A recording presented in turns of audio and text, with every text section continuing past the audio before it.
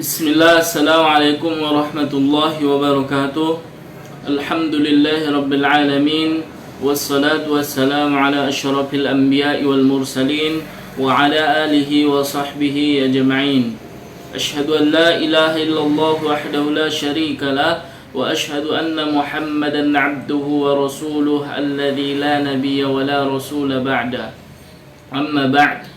Saudara-saudaraku sekalian yang dirahmati Allah Subhanahu wa taala, kembali lagi kita memuji Allah Subhanahu wa taala dan bersyukur atas limpahan rahmat dan anugerah yang Allah berikan kepada kita. Kemudian salawat dan salam kita sampaikan kepada Rasulullah sallallahu alaihi wasallam, dan kembali kita mengingatkan kepada seluruh kaum muslimin, saudara-saudara kita, untuk senantiasa menetapi kebenaran dan senantiasa bertakwa kepada Allah Subhanahu wa taala, yaitu dengan mengerjakan segala yang diperintahkan oleh Allah dan meninggalkan segala yang dilarang oleh Allah Subhanahu wa taala. Saudara-saudaraku sekalian yang dirahmati Allah, kembali lagi kita membahas tentang kitab Sahih Al-Adab Al-Islamiyah, yaitu hadis-hadis sahih yang berkaitan dengan adab Islami yang ditulis oleh Syekh Wahid Abdus Salam Bali. Pada pertemuan yang lalu kita telah membahas tentang adab bersin, begitu juga dengan adab menguap. Dan insya Allah pada kesempatan yang berbahagia ini kita akan membahas tentang adab lubsin ni'al, yaitu adab tentang memakai sendal, adab memakai sendal. Dalam Islam, mulai dari hal yang kecil, hal yang paling kecil sampai hal yang paling besar, itu semuanya diatur dan juga diajarkan oleh syariat Islam. Begitu juga dengan hal memakai sendal ataupun memakai selop, itu sudah ada ajarannya, sudah ada tuntunan dari Rasulullah sallallahu alaihi wasallam. Oleh karena itu, kita sebagai umat Islam yang mengaku beriman kepada Allah Subhanahu wa taala, maka sepantasnya kita untuk mengamalkan dan mempraktekkan seperti yang dilakukan oleh suri tauladan kita, yaitu Nabi Muhammad sallallahu alaihi wasallam. Penulis menuliskan atau mencantumkan di dalam bukunya ini Adabu Lubsin Ni'al, adab memakai sendal, adab-adab memakai sendal atau slop, begitu juga dengan sepatu. Adab yang pertama adalah at-tayammun fi lubsin na'al. Memakai sendal itu menggunakan kaki kiri terlebih dahulu. Ketika ingin memakai sendal, maka terlebih dahulu kita memakai dengan kaki kiri kita. Kemudian adab yang kedua adalah al-bad'u bisyimali indal khalqi.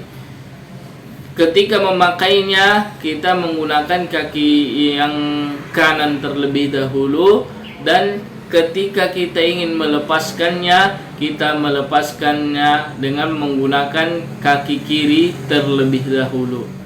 Kemudian adab selanjutnya adalah an yalbasan na'la wa huwa jalisun. Ketika memakai sendal atau memakai sepatu yang sifatnya sulit untuk dimasukkan, sulit untuk dipakai, maka duduk.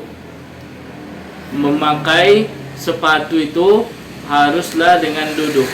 Kita di antara adab memakai sendal itu, ketika ingin memakai sepatu atau memakai alas kaki yang sulit untuk dipakai, maka kita duduk. Kemudian adab yang keempat adalah adamul masyi fi na'lin wahidah. tidak boleh berjalan menggunakan satu sendal saja.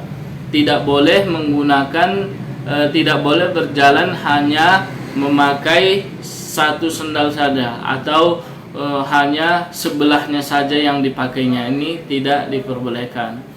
Kemudian adab yang kelima adalah adamul masyi bainal maqabiri bil hidha. Tidak diperbolehkan berjalan di antara kuburan dengan memakai sendal atau memakai sepatu. Tidak diperbolehkan berjalan berjalan di antara kuburan-kuburan itu atau areal pemakaman itu menggunakan sepatu atau menggunakan sendal. Kemudian adab selanjutnya adalah yustahabbu an yamshir rajulu hafiyan ahyanan. Disunnahkan agar seorang laki-laki atau seseorang itu memakai sendal. Disunnahkan seseorang berjalan tanpa memakai sendal sesekali. Sesekali tidak mengapa untuk tidak memakai sendal, karena itu adalah sunnah dari Rasulullah SAW, dan akan kita jelaskan nanti di dalam hadisnya, insyaallah, keterangan hadisnya. Itulah secara ringkas mengenai adab memakai sendal ini. Dan kemudian kita akan membacakan apa saja hadis-hadis yang berkaitan dengan adab-adab memakai sendal ini. Yang pertama tadi adalah at-tayammun fi lubsin na'li. Adab memakai sendal. Yang pertama adalah ketika ingin memakai atau menggunakan sendal itu, kita terlebih dahulu memakainya dari sebelah kanan kita, dari kaki kanan terlebih dahulu. Sebagaimana dalam Sahih Bukhari dan Sahih Muslim dari Aisyah radhiyallahu anha, beliau berkata, "In kana Rasulullah sallallahu alaihi wasallam la yuhibbut tayammun." Bahwasanya Rasulullah sallallahu alaihi wasallam itu sungguh menyukai memakai atau menggunakan sebelah kanan ini, fituhurihi, ketika beliau bersuci, maka beliau menggunakan tangan kanannya terlebih dahulu. Kemudian apabila Rasulullah SAW menyisir rambutnya, Rasulullah menyisir rambut yang sebelah kanan terlebih dahulu. Wa finti'alihi idza inta'ala. Begitu juga ketika Rasulullah SAW hendak memakai sendal, memakai selop Rasulullah, maka beliau memakainya dengan menggunakan kaki kanan terlebih dahulu, menggunakan sisi kanan terlebih dahulu. Itulah intinya, ketika ingin melakukan perbuatan baik, sesuatu yang baik, maka pergunakanlah tangan kanan.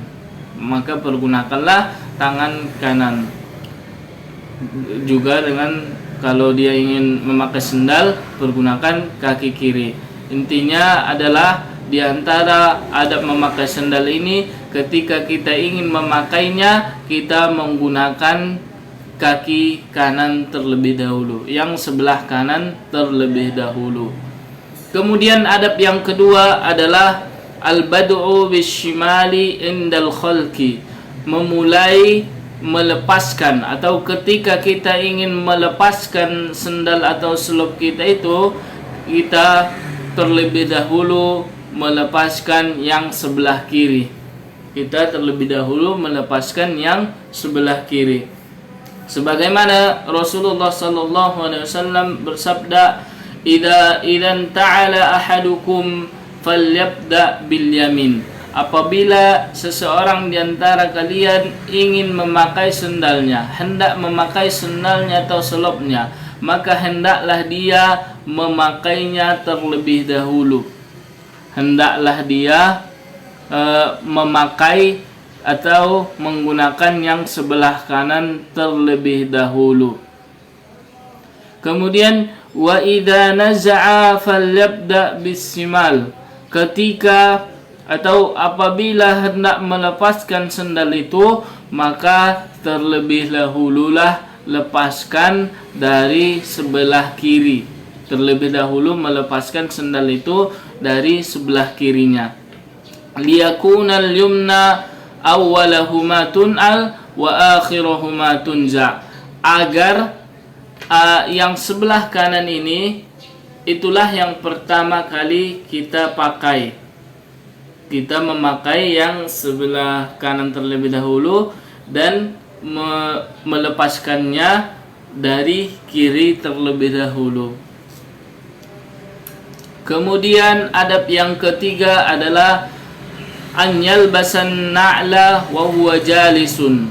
Ketika kita ingin memakai sepatu atau alas kaki yang sifatnya sulit untuk digunakan, sulit untuk dipakai, maka kita terlebih dahulu duduk. Hendaklah kita duduk terlebih dahulu ketika memakai sepatu tersebut. Sebagaimana diriwayatkan dari Abi Hurairah radhiyallahu anhu qala naha Rasulullah sallallahu alaihi wasallam an yanta'ila ar-rajulu wa huwa qa'im. Rasulullah sallallahu alaihi wasallam bersabda bahwa diriwayatkan dari Abi Hurairah bahwasanya Rasulullah sallallahu alaihi wasallam melarang seseorang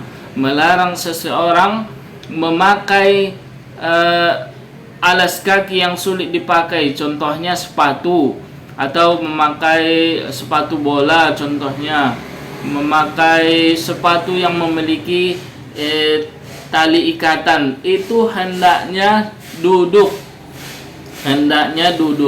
karena Rasulullah SAW melarang orang yang memakai sepatu itu dia dalam keadaan berdiri, melarang orang memakai sepatu dalam keadaan berdiri. Jadi lebih baiknya adalah kita duduk terlebih dahulu, kemudian kita memakai sepatu. Terlebih dahulu duduk, kemudian memakai sepatu. Kemudian adab yang keempat adalah adamul masyi fi na'lin wahidah. Tidak boleh berjalan menggunakan satu sandal saja, atau sandal yang sebelah saja. Umpamanya hanya memakai kanan saja, ini tidak diperbolehkan. Kemudian memakai yang kiri saja, ini juga tidak diperbolehkan. Namun bagaimana solusinya? Kita dengarkan hadis yang disampaikan oleh Abi Hurairah radhiyallahu anhu, bahwasanya Rasulullah sallallahu alaihi wasallam bersabda, la yamshi ahadukum fi na'lin wahidah. Janganlah kalian, seseorang di antara kalian memakai hanya satu sendal saja, atau memakai sebelah saja, memakai sandal yang sebelah saja. Umpamanya dia hanya memakai yang kanan. Jadi solusinya adalah liyuhfihima jami'an aw liyun'ilhuma jami'an.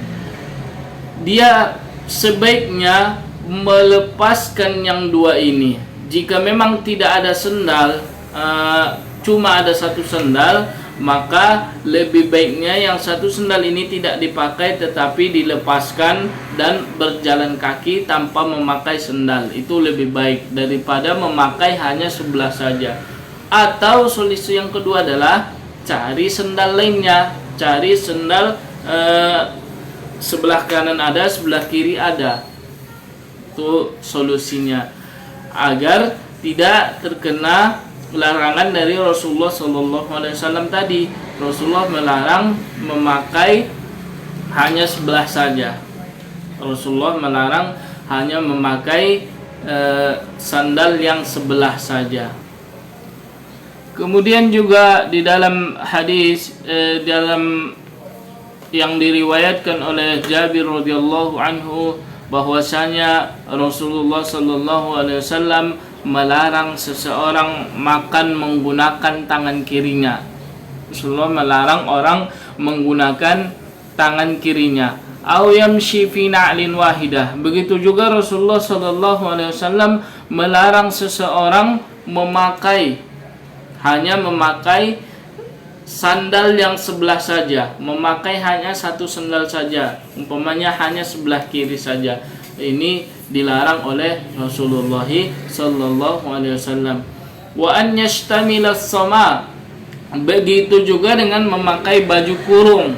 Memakai baju kurung dari atas sampai bawah itu tidak diperbolehkan, karena baju kurung itu adalah baju yang tidak ada celah untuk tangannya, tidak ada celah untuk tangannya keluar. Itu adalah baju kurung. Ini juga dilarang oleh Rasulullah Shallallahu Alaihi Wasallam.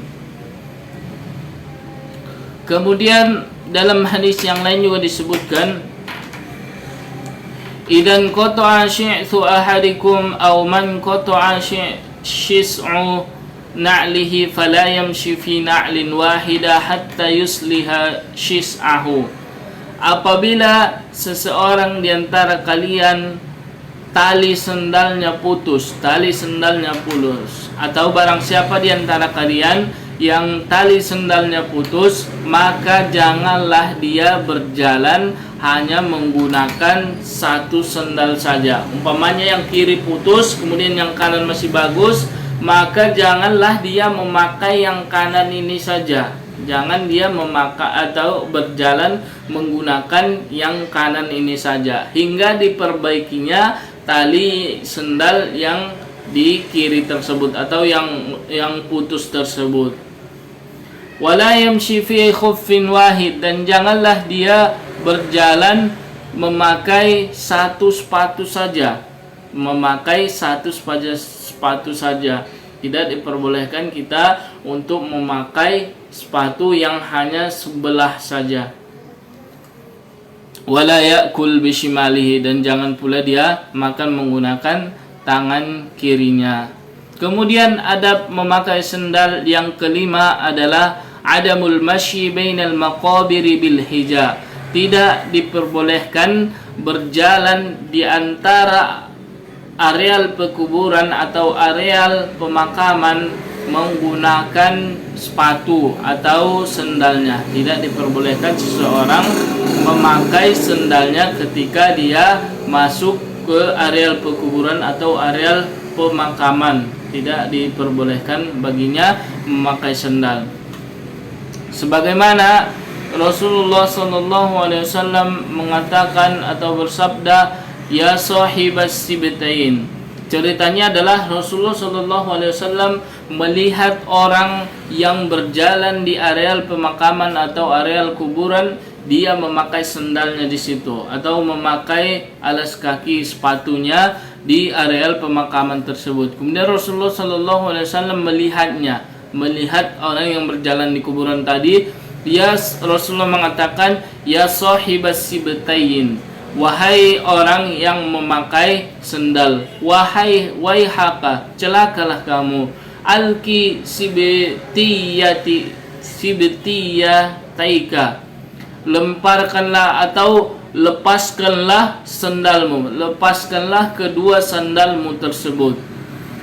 Itu larangan dari Rasulullah SAW kepada orang yang memakai sendal tadi, Fanadhara falamma 'arafa Rasulullah sallallahu alaihi wasallam. Kemudian ketika sahabat itu melihat bahwasanya yang melarangnya adalah Rasulullah sallallahu alaihi wasallam, maka laki-laki tersebut pun atau laki-laki yang memakai sendal di kuburan tersebut langsung melemparkan sendalnya. Dari hadis ini diketahui bahwasanya adanya larangan untuk memakai sendal di areal pekuburan. Jadi kalau kita hendak berziarah ke kuburan, maka terlebih dahululah lepaskan sendalmu atau lepaskan sepatumu. Namun apabila dalam keadaan darurat, umpamanya pemakaman atau kuburan tersebut banyak memiliki mara bahaya, contohnya duri yang besar-besar dan lain-lainnya yang ditakutkan di situ ada bahaya, maka tidak mengapa untuk memakai sendalnya di kuburan tersebut. Namun apabila memang tidak ada bahaya, pemakaman atau kuburannya itu bersih dan tidak ada duri, maka jangan memakai sendal atau sepatu ketika hendak masuk ke kuburan tersebut. Kemudian adab yang keenam adalah yustahabbu an yamshiyar rajulu hafiyan ahyanan. Disunnahkan kepada kita agar berjalan kaki tanpa sendal, sesekali. Kadang-kadang kita haruslah tidak memakai sendal kita, berjalan tanpa memakai sendal. Ini adalah disunnahkan oleh Rasulullah SAW. Jangan sampai engkau sakit hati. Jangan sampai kita meyakini atau berpikir menganggap bahwasanya orang yang tidak memakai sendal itu adalah orang yang buruk atau orang yang miskin, orang yang fakir. Tetapi orang yang memakai sendal itu, tidak memakai sendal itu adalah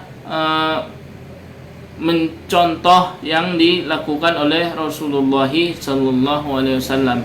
Hadisnya adalah hadis bahwasanya kita disunnahkan untuk tidak memakai sendal sesekali, adalah sebagaimana ada seorang sahabat yang mengatakan, Inna Rasulullah sallallahu alaihi wasallam amarona an nahtafiya ahyanan.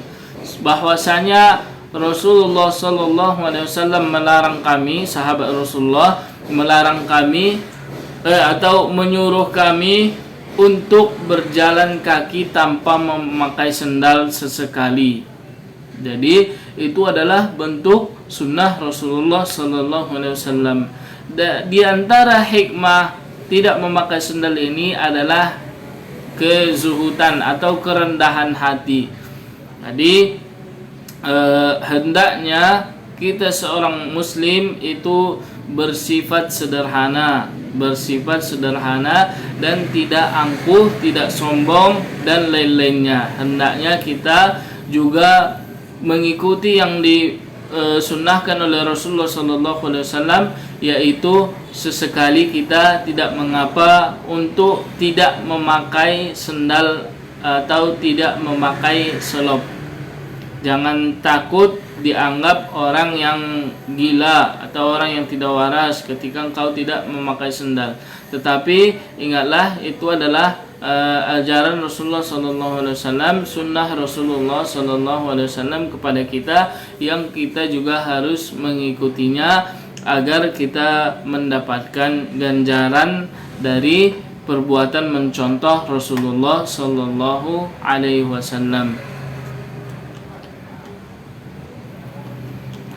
Itulah beberapa tentang adab memakai sendal ini. Saudara-saudaraku sekalian yang dirahmati Allah Subhanahu wa taala, hendaknya lah kita sebagai seorang muslim yang mengikuti ajaran Allah dan Rasulnya, mengikuti syariat Islam, mempraktekkan segala perbuatan yang dilakukan oleh Rasulullah SAW, melaksanakan atau melakukan yang disunnahkan oleh Rasulullah SAW, baik itu dari hal yang kecil, mulai kita bangun tidur sampai kita tidur lagi, itu kita hendaknya mencontoh apa yang dilakukan oleh Rasulullah SAW. Semoga dengan mencontoh yang dilakukan oleh Rasulullah, mencontoh pribadi suri tauladan kita yaitu Rasulullah SAW, kita menjadi pribadi yang baik, keluarga kita menjadi keluarga yang bahagia, dan lingkungan kita menjadi lingkungan yang taat beragama, lingkungan yang baik. Karena kita ketahui bahwasanya lingkungan itu sangat berpengaruh terhadap diri kita dan diri keluarga kita, anak-anak kita dan lain-lainnya. Sehingga ketika lingkungan itu baik, insya Allah kita juga atau keluarga kita juga akan merasakan manfaat kebaikan dari lingkungan tersebut.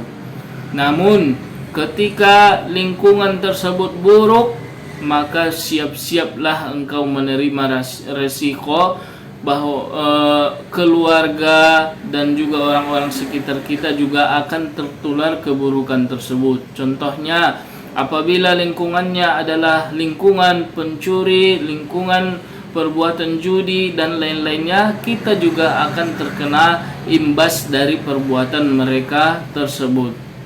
Begitu juga dengan azab Allah Subhanahu wa taala. Ketika Allah Subhanahu wa taala menurunkan azabnya, itu semuanya menimpa suatu negeri, menimpa satu lingkungan tersebut. Tidak memilih-milih hanya orang yang berbuat keburukan saja yang kena, tetapi semua yang ada di dalam kampung itu, semua yang ada di dalam lingkungan itu akan terkena imbas dari azab Allah tersebut, akan terkena imbas dari perbuatan buruk yang kita lakukan. Oleh karena itu, ketika Allah Subhanahu wa taala memerintahkan kita untuk salat, maka salatlah. Ketika Allah Subhanahu wa taala memerintahkan kita untuk berpuasa, maka berpuasalah. Dan ketika Allah Subhanahu wa taala melarang kita untuk mengerjakan perbuatan maksiat atau perbuatan buruk, maka tinggalkanlah apa yang dilarang oleh Allah tersebut. Saudara-saudaraku sekalian yang dirahmati Allah Subhanahu wa taala, mulailah perbaiki diri kita, perbaiki keluarga kita, dan setelah kita membimbing diri kita, membimbing keluarga kita, insyaallah akan tercapai, akan kita dapatkan lingkungan yang baik, lingkungan yang penuh dengan ketaatan kepada Allah Subhanahu wa taala. Dan sering-seringlah mengucapkan istighfar, mohon ampunan Allah Subhanahu wa taala. Kembalilah kepada Al-Qur'an, bacalah Al-Qur'an tersebut. Jangan sampai Al-Quran tersebut hanya sebagai pajangan. Jangan sampai Al-Quranmu tersebut berdebu karena engkau tidak pernah membaca Al-Quran tersebut. Demikianlah mungkin yang dapat kami sampaikan pada kesempatan kali ini. Kurang dan lebihnya kami mohon maaf, dan kepada Allah Subhanahu wa taala kami mohon ampun. Subhanakallahumma wa bihamdik, asyhadu an la ilaha illa ant, astaghfiruka wa atubu ilaik. Wassalamualaikum warahmatullahi wabarakatuh.